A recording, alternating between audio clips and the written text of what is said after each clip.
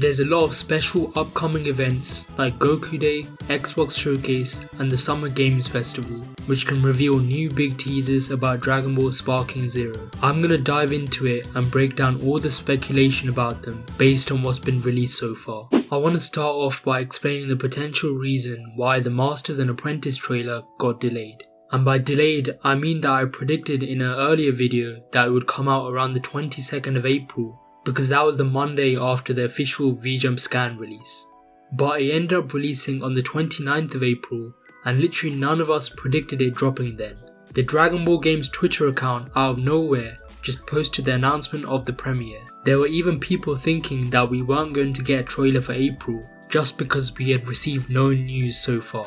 Now, here's why I think it got delayed. Sandland's release. If you didn't know already, Sandland is one of the games that had Toriyama's final involvements in, and it was set to release on Friday the 26th of April. I think they didn't release the Sparking Zero trailer earlier as we predicted because they wanted that whole week to lead up, showcase and promote Sandland. Then on the Monday after, they dropped the announcement and we got the trailer on Tuesday. But notice the date the trailer was dropped. The 30th of April.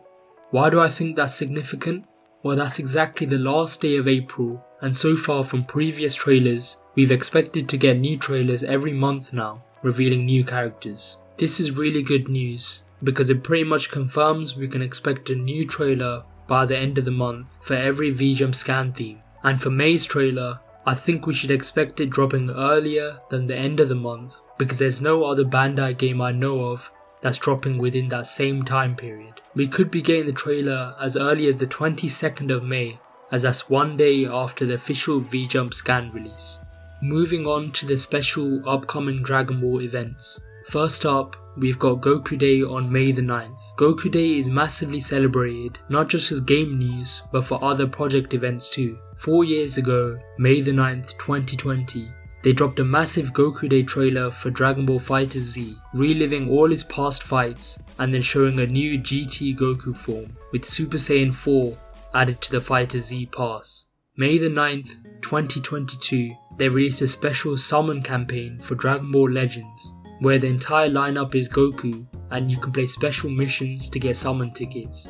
And my favourite of them all, May the 9th, 2021, Toei Animation had a surprise announcement for a new Dragon Ball Super movie set to release in 2022, Dragon Ball Super Hero. This was obviously a massive success, and for Goku Day in 2023, they followed up with a superhero DLC trailer for Xenoverse 2, unlocking Gamma 1, Gamma 2, Orange Piccolo and Beast Gohan as playable characters. So if we do end up getting new Sparking Zero news on Goku Day, what could it be about? Well, so far, a lot of these Goku Day promotions have obviously focused on Goku as a character, but I don't think they'll do any more Goku related stuff, as they've already shown off so many Goku forms so far. I definitely don't think they'd release something like an Ultra Instinct trailer this early too. As of now, all the trailers have been mainly revealing the character roster to us. Personally, I think it would be amazing if they release a teaser focusing on stuff like new and returning modes, stages, mechanics, etc. But they might not end up releasing anything at all on Goku Day. We just have to wait and hope.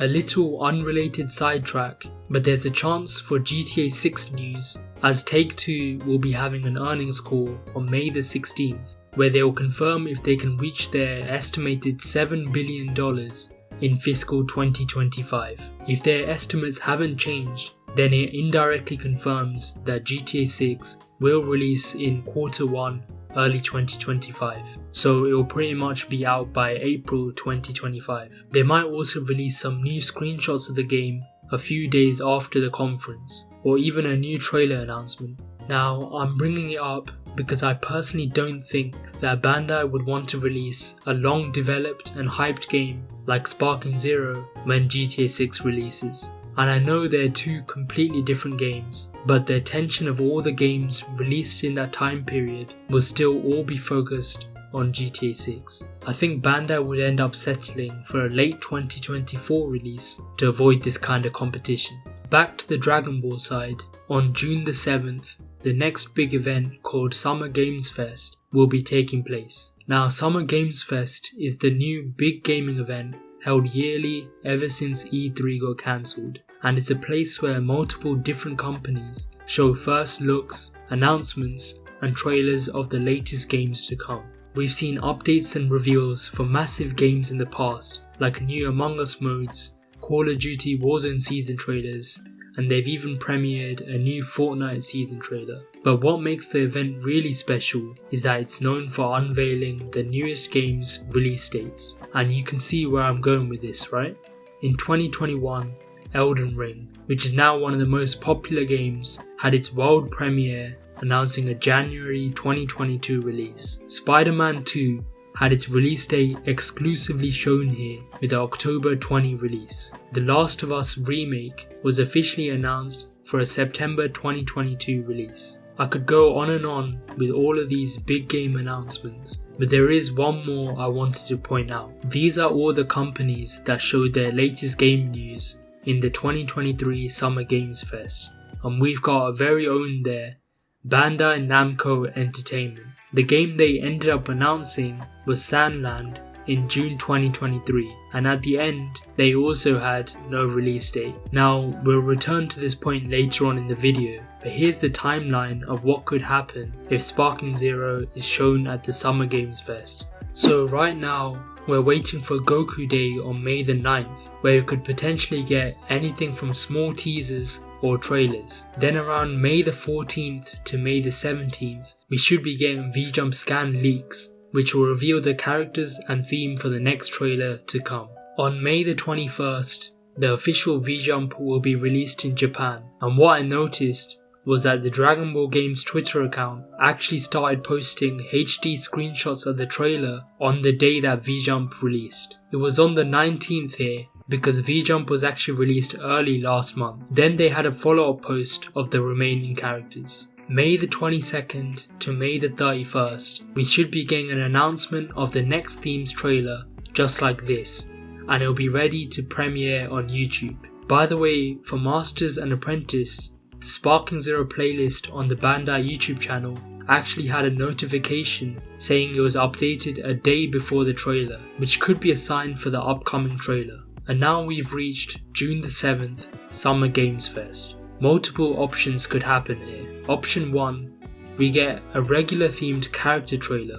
Let's say it's something like Unseparable Duos, where they can show off characters like the androids, Tien and Chaozu, Goten and Trunks, etc.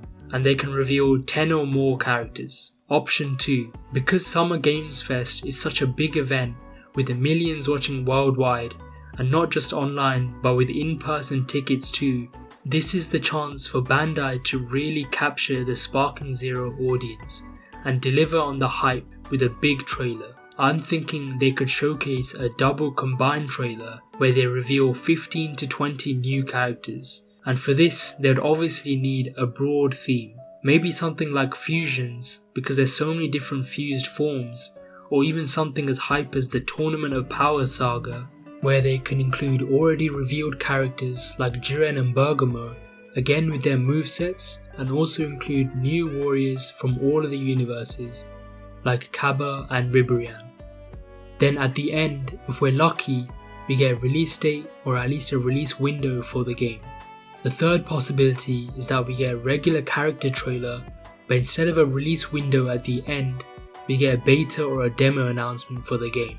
This is because for the latest Dragon Ball games, Dragon Ball The Breakers had a closed beta to test out the game, and Dragon Ball Z Kakarot had a demo.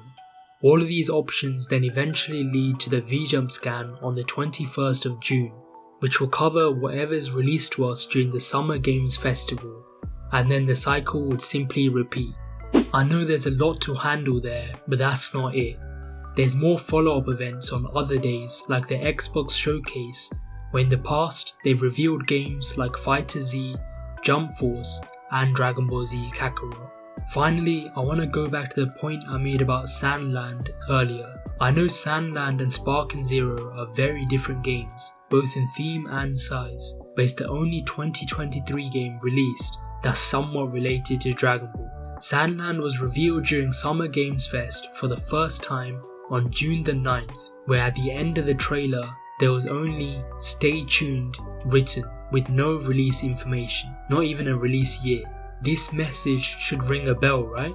It sounds similar to our cursed wishlist now screen. The Japanese trailers even have coming soon written instead, and on the Sparking Zero website they've got the exact same message, stay tuned, more coming soon, but that probably shouldn't be taken too seriously.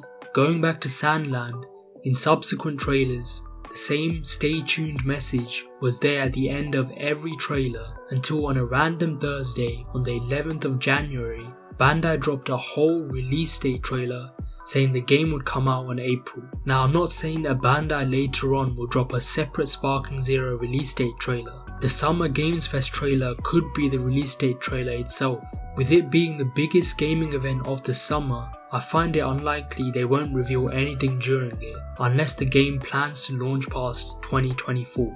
If that was the case, there will be more news about the game shown during the December 2024 Game Awards. As I'm editing this, the Dragon Ball Games Twitter account posted HD screenshots of the androids from the trailer. This further confirms now that we will be getting Android 17 DBZ form as a separate character instead of just as a skin. Now let's wait and see if we get any Sparking Zero teasers for Goku Day.